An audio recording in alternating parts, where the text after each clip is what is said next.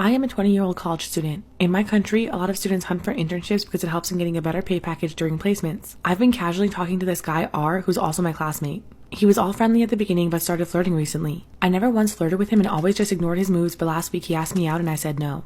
In fact, I apologized to him to have him think that somewhere in our conversation I might have led him on. He ghosted me and I didn't think much of it. Then 2 days later, he texted me again asking me out. I told him that I already said no, to which he replied that he gave me time to think it over and that I should be grateful for it. I'm not gonna lie, this pissed me off and I told him to F off. That's when he got pissed and called me all the names under the moon and just slut-shamed me for it. I blocked him, but he made his friends cuss me out too. I got super frustrated and called him out on my story along with attaching screenshots of our chats. Around 300 people saw it and one among them is a placement mentor, a 4th-year student. I didn't think much of it because after the story I blocked them all and went on with my day. The placement head saw this kind of behavior unacceptable and appalling. He reported this to our department head. Apparently in my college, this kind of behavior is labeled as harassment and punishment can lead to suspension. The department head and placement mentor called me to their office to get my statement and I did. I showed them everything and he got suspended for 3 months for his behavior. He was about to get a very good internship in a government company, but since he got suspended, that internship is also gone. Our professor, P, loves him and he called me into his office to go make another statement to the department head that I forgive him and there's also wrong in my part. Our department head called me, R, his parents, and 2 of our professors, P and Q, into his office. The department head asked if I'm willing to forgive him, which would get him off the suspension. Somewhere inside of me, I wanted to see him suffer, so I told him no. I was harassed and I wanted him to be punished. His mother berated me in front of everyone saying that I'm the one who let her son on and I'm doing this purposely because he's my competitor. She said that her son is the victim here. The department head didn't listen to her and gave R his rightful punishment, well at least according to me. Well now our internship started and a few of my friends said I took it too far. He just called me names while texting and I got him suspended for that. Some of my other classmates called me a bully and an asshole for ruining his bright future. Professor P called me outside of his class today and told me that he's extremely disappointed in me and it's because of girls like me, potential careers of men are ruined. This actually made me cry and I'm rethinking whether what I did was extreme. Am I the asshole for potentially ruining my classmate's career? Am I wrong for giving my daughter's vegan friend meaty...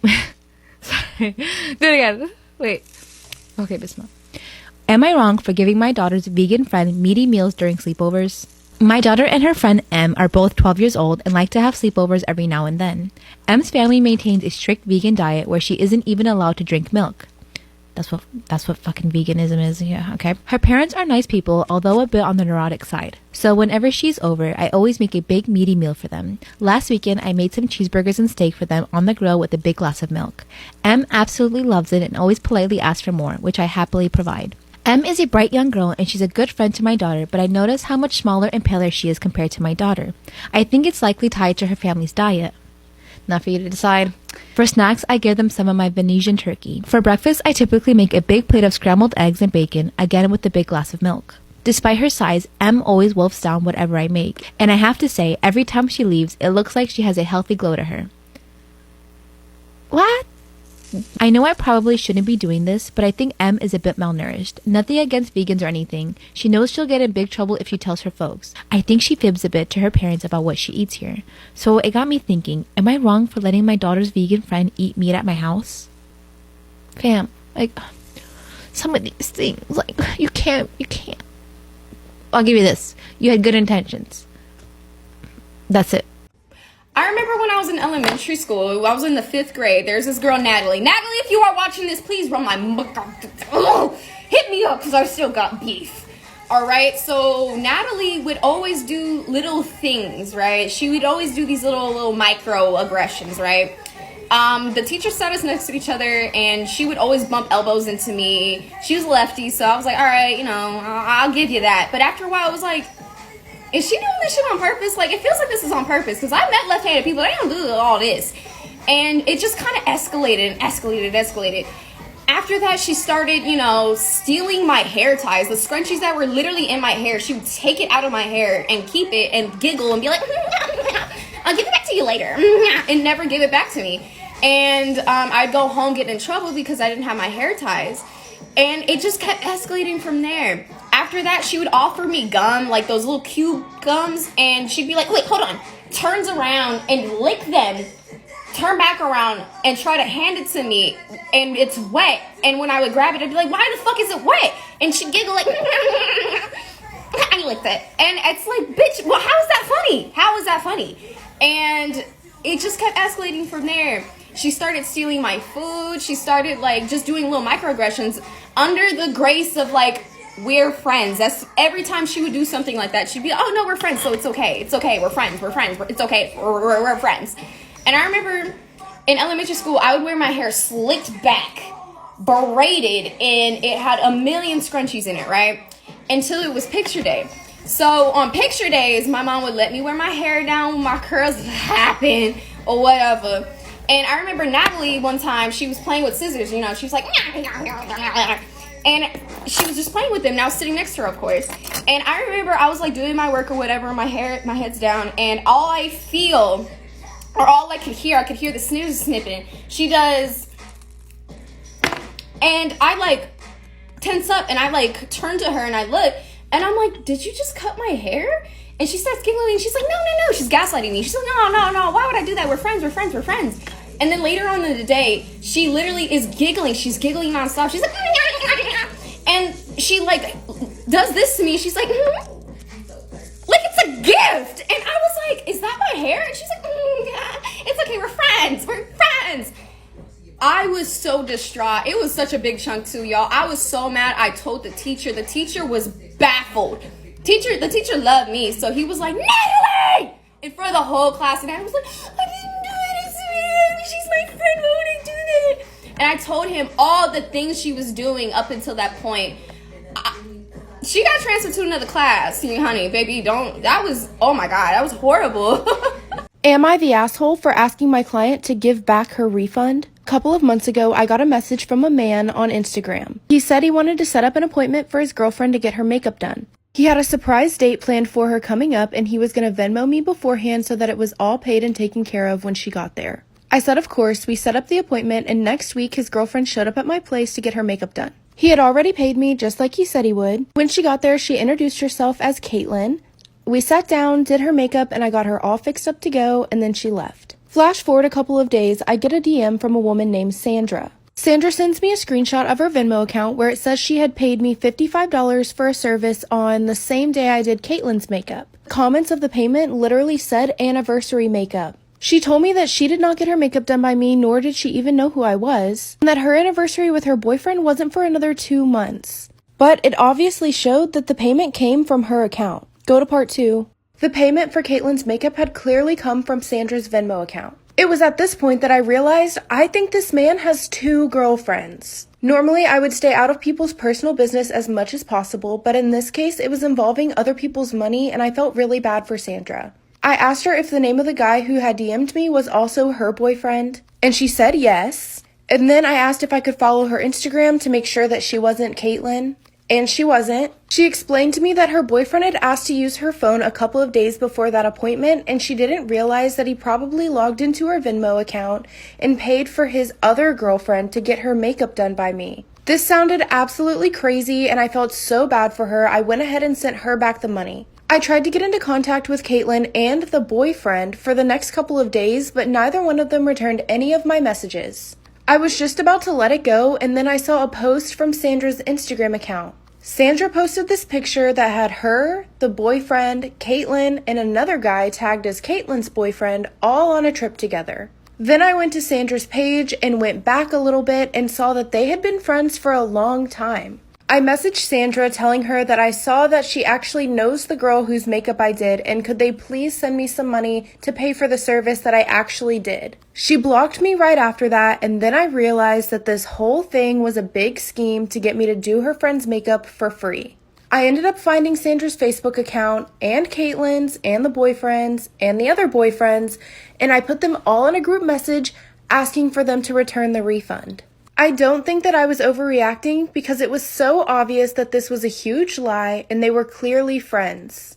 I even saw the picture of Caitlin and her boyfriend wearing the makeup that I had done for her that day on their anniversary. Sandra and the other guy weren't involved at all. So, am I the asshole for asking my client to return the refund I gave her after she lied about what was going on?